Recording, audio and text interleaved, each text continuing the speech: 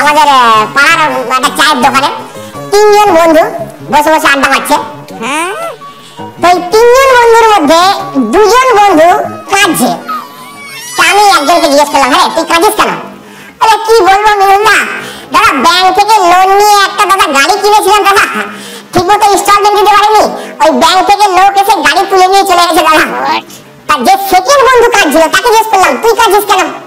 বলে মিলুনদা আমার ওই একই কেস, ওই ব্যাংক থেকে লোন নিয়ে একটা বড় এলসিডি টিভি কিনেছিলাম দাদা, ঠিক মতো ইনস্টলমেন্ট দিতে পারিনি, ওই ব্যাংক থেকে লোক এসে ওই বড় টিভিটা তুলে নিয়ে চলে গেছে দাদা। তৃতীয় মানুষটা যে হাসছিল সে ছিল আমাদের পাড়ার কার্তিকদা।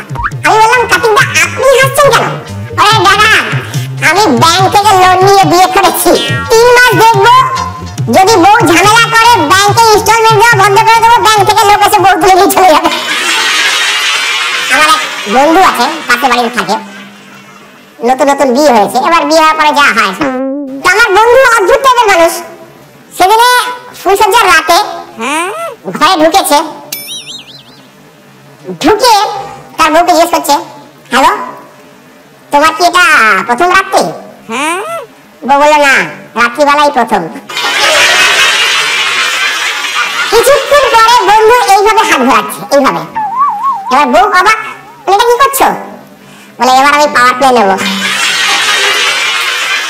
বন্ধু নতুন বউকে দেখেছে, খুবই উল্লাসিত, আনন্দিত, কি করবে বুঝতে পারছে না।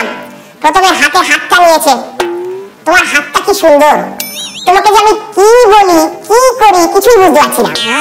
তারপরে গায়ে হাত দিয়েছে, তোমার গাটা কি সুন্দর, মাখনের মতো নরম, তোমাকে যে আমি কি বলি কি করি কিছুই বুঝতে পারছি না। বন্ধুর বাবা দরজার বাইরে দাঁড়িয়ে সব শুনছিল, হঠাৎ করে বলল, হারাম দাদা তুই ওকে মা বলে বেরিয়ে তোমার যা করার আমি করছি। Hello, to get more videos, please subscribe to my channel by clicking that red subscribe button and turn on notification to get regular updates. Thank you.